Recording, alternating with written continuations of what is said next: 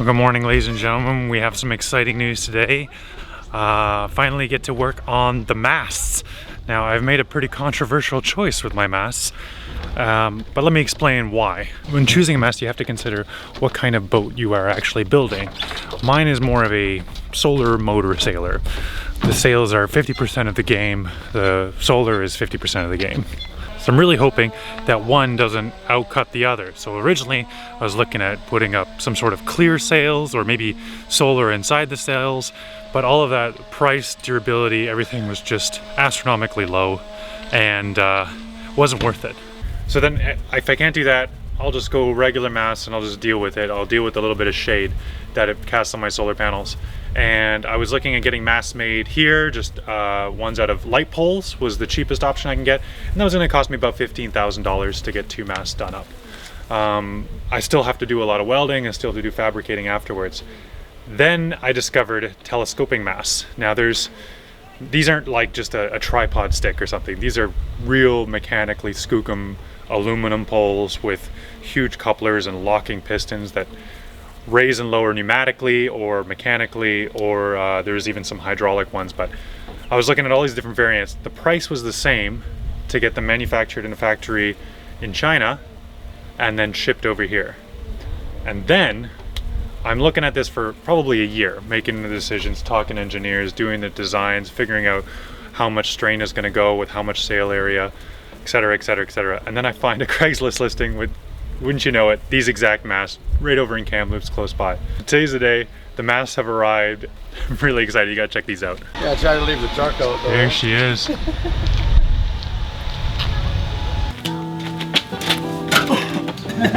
hope so. Yeah, where are we going?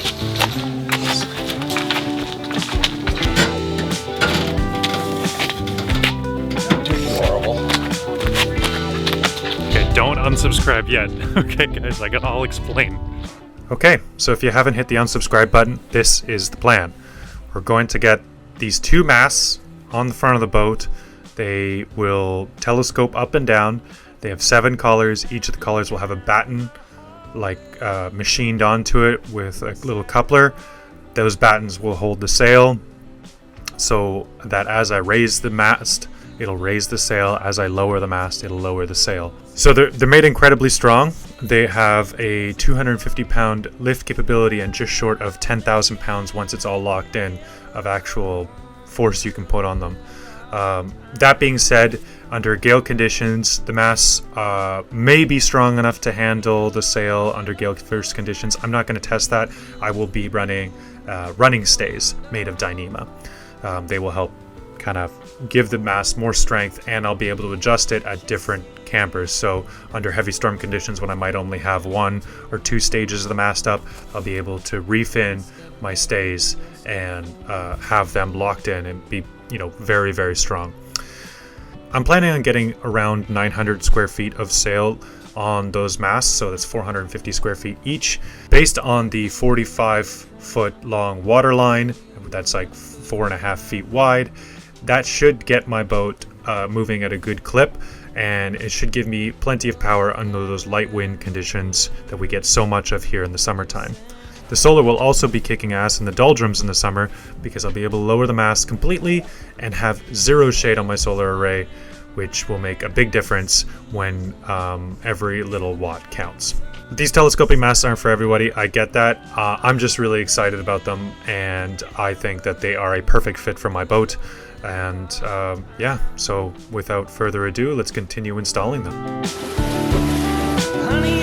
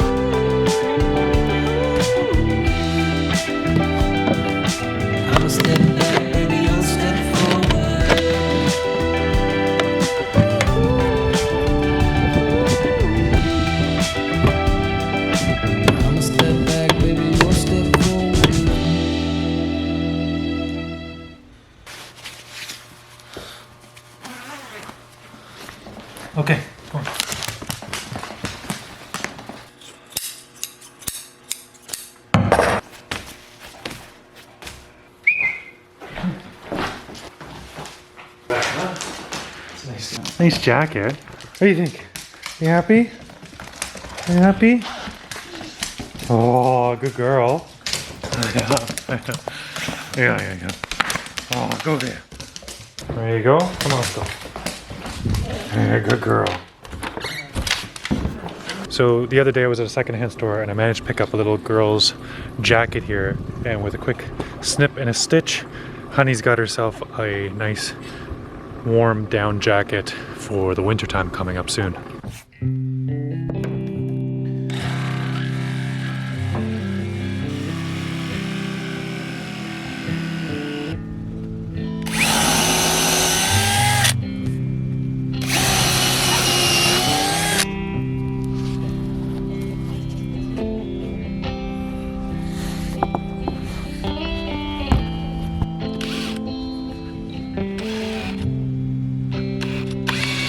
Heard that prayers could move a mountain. I've seen love fix a broken man.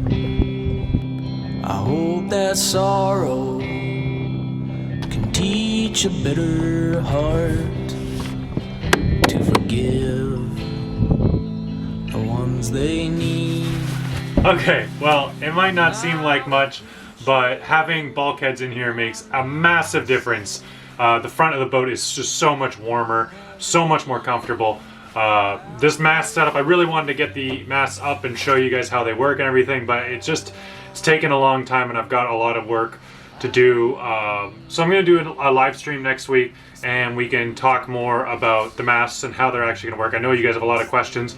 I've been playing around with this idea for 3 years now. So I've done the engineering, I've done the calculations. It will work in theory, but in practice, those are two different things.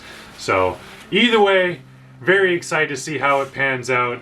Very excited to show you guys the masts on the boat and to have them on the boat and to raise them. Oh, 37 foot high, just shoot them right up. That's gonna be so cool. I'm so excited. Okay, let's do a sponsored bit now. All right, that's the end of episode 1. The masts are currently in my storage unit. They haven't been installed yet. That is coming in the part 2. So stick around for that. I didn't want to rush it because I want to make sure that all of the couplings are properly in place. I want to put a compression post underneath those mast steps, and I want everything to be bolted down secure and strong, because the last thing I want is to raise a mast and then have it plop into the ocean. So thank you so much for watching this episode, and thank you especially to Skillshare for sponsoring this episode.